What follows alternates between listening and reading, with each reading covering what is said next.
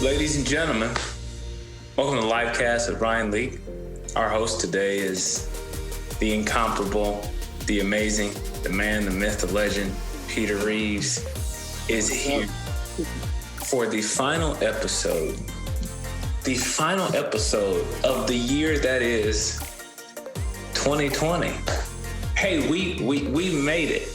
We made it through. We are entering into a brand new season, Peter. Man, Merry Christmas? How was did you have a good Christmas? What did you get all your kids, man? How are you? Man, we are definitely new parents, but we're smart parents. We got them a great gift. It's a kitchen, a little kitchen set in our basement, and a bunch of other things, man. It was beautiful. Our first Christmas with our new daughter. Okay. And so that was incredible. And then our second Christmas with our foster baby. So life is good. Come on. And I'm liking the family plan, man. I'm about this. I love it. That's awesome. I love it. Well, man, we're trying to set people up. We're trying to help people take care of themselves. If there's any part of our life, any arena of our life that we're ignoring, we can find ourselves in an unhealthy place. And so thus far, over the past month or so, we've looked at three key areas. We looked at soul care with my buddy Daniel. We looked at mental care with my buddy Daniel as well. If you missed any of those episodes, I encourage you to go back and check that out.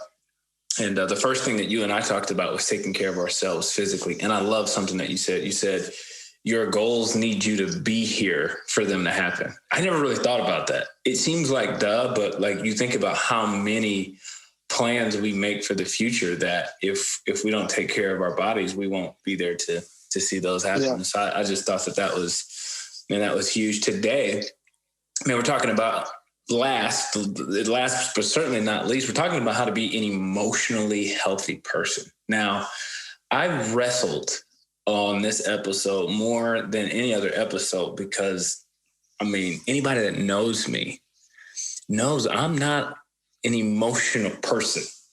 Like you know me for a while, you know what I mean? Like you know, I'm really not that dude, you know, like how many times have you ever even seen me cry? Never. Do you cry? Yeah. Every now and then I'll shed a tear. Sometimes it's while speaking.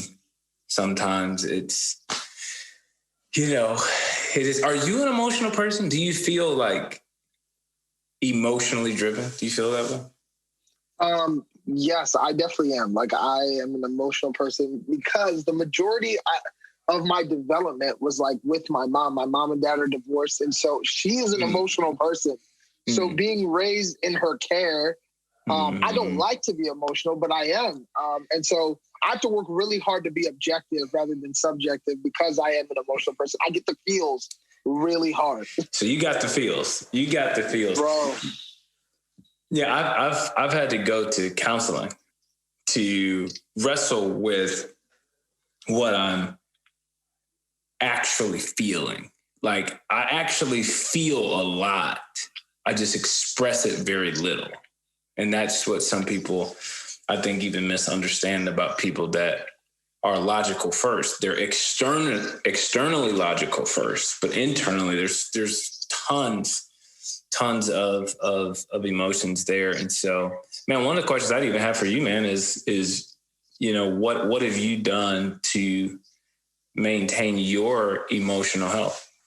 Yeah, I think emotional health, when you say that phrase, right, there's so many different things. You Google it, you know, right. 2.3 million things are going to come up. But the two things that I think about that help me stay emotionally healthy are rest and dependability. Those are the two words that come to mind, and I'll explain. Rest because, man, it is, first of all, just chemically and physically, and I've been learning about rest all year long. But when you rest, you know, there's some special things that happen. The body's designed to rehabilitate itself and to renew itself during rest. And that's also with your mind. And so being the kind of person that works from rest rather than works to rest That's good. That has been significant for my life, man. Like, I'm like, man, I'm able to accomplish these few things that are in front of me because I'm well rested. Not, hey, I'm going to get these things done, and then I'm going to go chill out and veg out for hours. You know, it's like, that's not who I want to be. So that portion of it. And then the second part of it, dependability. It is really, when you don't need anybody, when you don't need to process or talk out loud, I find myself like, that's like, you know, like, I don't take baths, I take showers. Like, I really believe in this because, you know, when you're taking a bath, you're just sitting and you're like filled. And that's what I feel like when it's like, you're not processing with other people. It's like you're sitting in your own mess and you're like trying to sort it out. And it's like, you don't have any outlet. And so dependability, depending on other people, especially in my life, to process things with. So rest and dependability, those are two ways that I really try to keep myself emotionally healthy. And then out of rest too, right? Like that comes like, you know, daily practices and rhythms. I'm reading scripture. I'm spending time by myself with the Lord. But those two things, dependability and rest. Wow. Man, I love that, man. I really do. It's a dance, man. It's a, you know, I have found solace in the Roman scriptures, Romans 15. It says, rejoice with those who rejoice, mourn with those who mourn. I think that's probably the most emotionally healthy piece of scripture that you really can find, because we kind of live in a world where everyone wants you to subscribe to how they're emotionally standing in that moment. Like they want others to subscribe to their emotional state at all times. So if I'm happy, I think everybody should be happy. If I'm sad, I think everybody should be sad. If I'm angry, I think everybody should be angry. It's like, well, no, actually, we should rejoice with those who are rejoicing and mourn with those who mourn. You know, I had a friend that got a raise the other day and was like afraid to tell someone because he's like, well, it's 2020. That somehow something good happening to me is insensitive to bad that is happening around. And on the other hand, man, an amazing employee at the church, her husband passed away in his sleep, just like that. And it just, but what I love about scripture is scripture allows us to surround the widow and truly be there for her. And scripture also allows us to celebrate the graduate who got their law degree this year. Right. And so, and those aren't mutually exclusive. It's not like we have to pick one. Does that make sense? And so I think that's what I found a lot of solace in, because I think some people, it's always all good. It's all good. No, God's always good, but that doesn't mean it's all good. Right. Now, can God work some bad things for our good? Well, of course. But, you know, and then there's some people, man, it's all bad. Well, that's not true either. It's really neither. You know, I think being an emotionally healthy person to me is really putting yourself in a position to be present with the moment. That's really good. That's good. No, it's not like, and it's not introverted, extroverted. It's not Enneagram based. And those things are very helpful. But I think if we're going to truly take inventory of our emotions and put ourselves in a better emotional state, especially for 2021, and I think we have to lower our emotion subscription expectation. Dude, I love that. Does that make sense? Yeah, and I'm going to say this, like, especially in the Bible, you know what verse, like, screams emotional health to me? Because I think we underestimate how emotionally healthy Jesus was.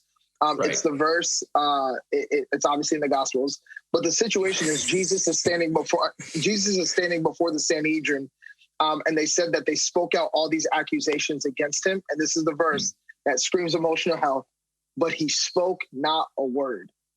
He spoke not a word. Sometimes being emotionally healthy is being present, but understanding that not everything demands a response from you, right? Being emotionally healthy means that when I do respond, I truly respond from a place of understanding and empathy. I don't just react.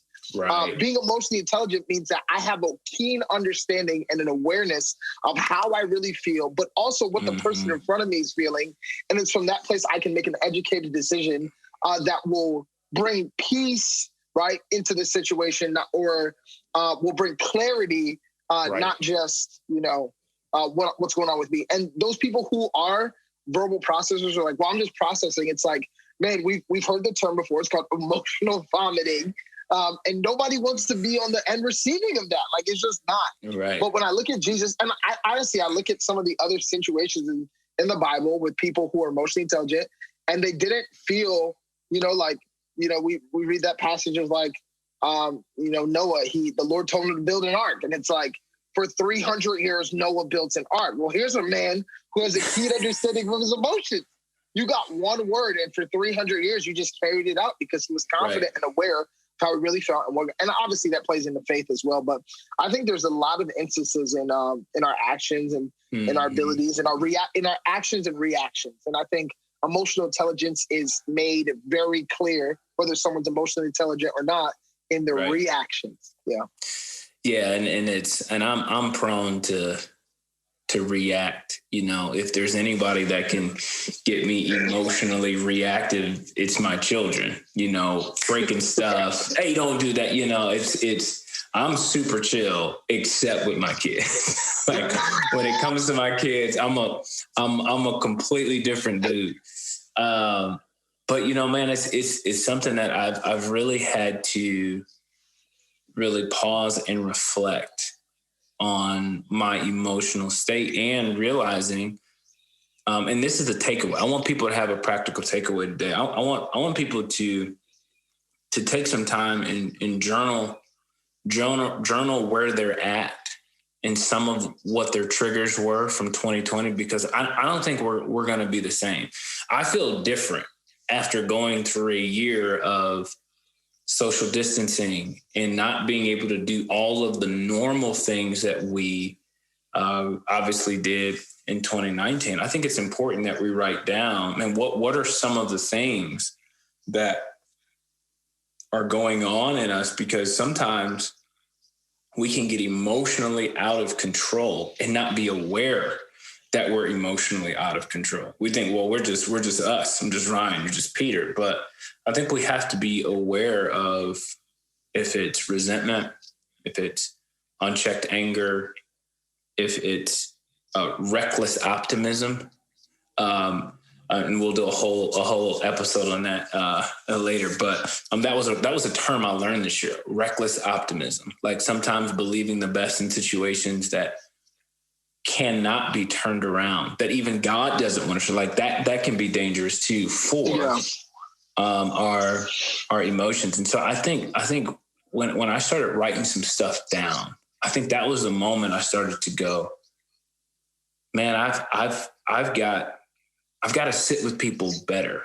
And there were some things that I was feeling that, like, I could look back to some of the stuff I wrote down in like February, March, April. And I read it now and I just kind of go, you overreacted. I also read some things and think you underreacted. like you weren't very present with that person. You weren't very present in that moment, but recognizing like what my triggers are, and also recognize moments where I have taken on someone else's emotions. Like I talked about earlier, sometimes we want others to subscribe to our emotional state. I think there's times where I have subscribed to somebody else's emotional state. And then I kind of step back and just go, I don't really know that was an appropriate response of actually how I think and feel about that particular situation. And so I think that there has to remain a little bit of authenticity in our emotional state. And we have to have awareness around these things. Because if we get out of control emotionally, like you said, someone else is often on the receiving end of our out of controlness. Yeah. And when we don't have an awareness of how that impacts others, well, man, that can ruin relationships. I've seen it ruin careers. And so I think that's I think that's very, very important. What do you think someone can do to better take care of themselves emotionally? Yeah, I love the idea of journaling, but I would say this: the practice of vulnerability is not just a feeling; it's a practice. And so every week, me and my wife, we sit down and we talk about it. And before she was my wife, I would do this even with my mom or my dad or best friend or whatever. And I would just say, hey, here are 3 or 4 situations that I'm thinking about, 3 or 4 things I'm thinking about. And this is how I feel about them. What do you think? You think that's crazy? Do you think I'm on point? Do you think I'm overreacting? The practice of vulnerability, I would say, is a really big deal for people. And then I would say this too. A lot of times our emotions skyrocket or they just, they drop in either direction is because we're not really sure why we're feeling what we're feeling. We just know we feel it. And so I would say really getting down to the why. Why do I feel like this? Why am I responding like this? Why am I reacting like this? When I've been able to stop, even in intense situations, pressure situations, which 2020 presented a great amount of them. For sure. When I was experiencing some of my emotions, whether it was sadness or frustration or joy, why do I feel that? Why? And being able to write that down, being able to talk that through with people really helped me go, okay, I know that this is a trigger for me. And too many people don't know their triggers. And they don't know, they don't know why they feel the way they feel, but they keep bringing themselves into the same environment, the same circumstance, the same situation. Or even if life has just presented them with that and they can't change it, they don't know how to navigate it because they haven't figured out why they feel the way they feel. So I would say I think that could help. Yeah. Yeah, man, that's good because, I think it's easy for any one of us to find ourselves frustrated with someone else. Sometimes it's even strangers. I found myself getting frustrated with somebody today that wasn't properly wearing their mask. And I thought, if you're going to wear the mask, wear the mask. If you don't want to wear a mask, then don't wear a mask. But that's like putting on a belt and not buckling it. Like, what are you doing? Like, if you're going to wear it, wear it. If you're not, you're not. Like, it just, but I'm like, well, Ryan, why do you care about what, it's like, because he's putting, but you're wearing a mask, it's like you're just kind of going through all of these things. And I think at some point we have to release our expectations of other people to be exactly like us for some reason. Because I think that can throw us off a little bit, Bro, honestly, when you just said that, it made me think if I can just be a little vulnerable, the times in my life where I feel the most like the lack of emotional intelligence in my life is when I'm trying to fix someone. Yep. When I'm trying to not understand them, not love them for who they are or where they are, but when I'm trying to fix them or correct them. Now, we all hate being around those people, where you're like, where you use a word incorrectly or you say something incorrect and they're quick to correct you, right? We know we don't want to be around those people. We're not friends with those people. But also those people that are constantly trying to fix people, making everyone a project. When I do that to people, I feel like I'm getting robbed emotionally because I'm trying to sometimes I'm trying to give people something I don't have, which I've learned, honestly from you and from other people who are just like, hey, like, I don't know how to deal with that. I'm just telling you, that's been my phrase for 2020 that has empowered my life. I don't know. I don't know. I don't know what to tell you. Exactly. But just honestly, not trying to fix people, man. That is a huge practice. Just loving people, being present with people, but not trying to fix them could help you greatly. Wow. I love that. Well, to recap, ladies and gentlemen, we want you to take care of yourselves in 2021 as best as you can. And whatever your New Year's resolutions are, some physical goals, being in the best physical shape that you possibly can be, but also want you to be in good mental shape, want your soul to be in a place where it's healthy. I hope and pray that your soul has an anchor. And then today we've been talking about being emotionally healthy, and I encourage you to journal, encourage you to think about what your expectations are for other people. And I love what Peter just said last, maybe we put on our New Year's resolution, we're not going to try and fix people in 2021. We're going to do our best with us, try and take care of ourselves as best we can and love others well. And I think when we do that, I think life is pretty good. So that's our hope. That's our prayer for 2020, for all of the Lifecast listeners out there. Thank you so much for being a part of our 2020. We started this and we just kept talking. And, you know, you guys have been great. You've asked for subjects and, you know, we got some fun plans for 2021 and it's going to be fun. Peter, any last words of wisdom before we enter into 2021? Man, my word of wisdom for 2021 is, just focus on becoming the best version of yourself, not the best version of what you see. You know what I mean? Like, just become the best version of you. Stop comparing yourself. Stop trying to be something you're not. 2021 is a year of you becoming the best version of you. I read this quote on Instagram the other day, and I thought it was so funny. They said, 2021 is like a house you go to that you're just visiting. Don't touch nothing. Don't say nothing.